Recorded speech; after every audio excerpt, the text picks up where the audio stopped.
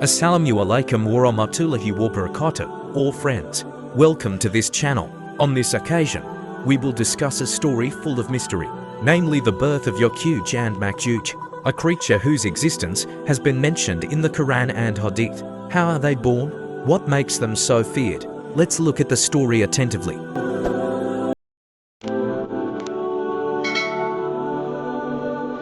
Yakjuj and Makjuj are mentioned in the Quran in Surah Al-Kahfi verse 94 as well as in the hadiths of the Prophet Muhammad sallallahu alaihi wasallam.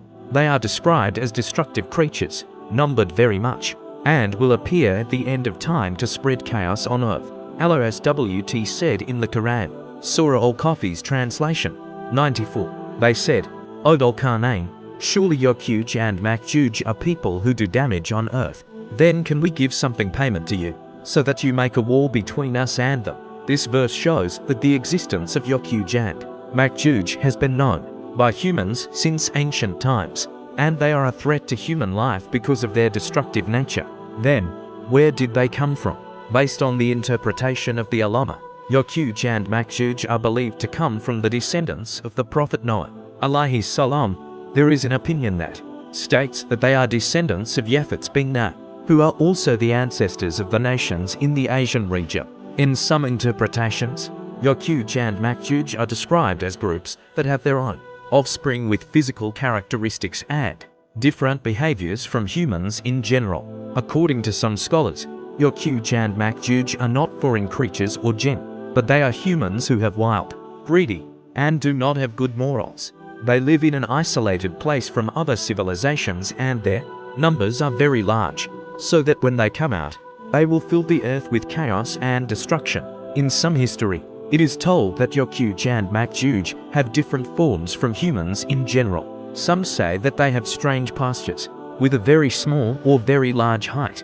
Some even describe they have terrible qualities, such as extraordinary malignancy. Some narrations also mention that they have strange physical forms, such as having sharp teeth, bright red eyes, and do not recognize compassion.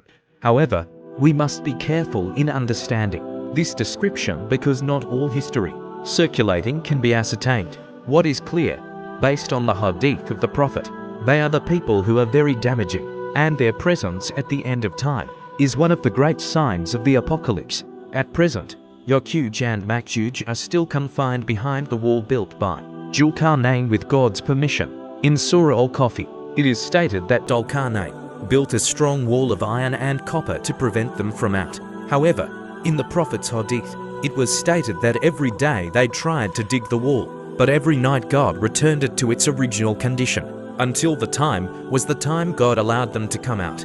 When they come out, they will spread damage on earth.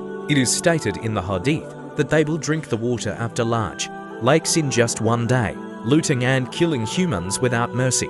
They will move in very large amounts, like the waves that destroy everything they go through. The Prophet Muhammad sallallahu alaihi wasallam said that when Yakjuj and Makjuj came out, they would control the earth until Allah sent a punishment in the form of small insects that attacked them until they died. In the hadith narrated by the Muslim priest, it is stated that after Yakjuj and Makjuj are destroyed, their bodies will fill the earth until Allah sends large birds to lift their bodies. Then Allah will rain rains that clean the earth from their dirt. Friends, the story of Yakjuj and Makjuj gave us an important lesson that the world has an end. And as Muslims, we must always prepare ourselves with faith and good deeds.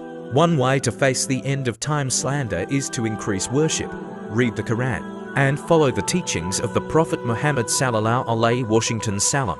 Allah has given us a warning in the Quran and hadith, and our task is to take lessons from the stories that Allah has conveyed. Do not let us be part of people who are negligent and do not prepare ourselves to face life after death. Hopefully this video is useful and adds to our insights. Don't forget to like, comment, and subscribe so as not to miss other interesting videos. Wassalamu alaikum wa rahmatullahi wa barakatuh.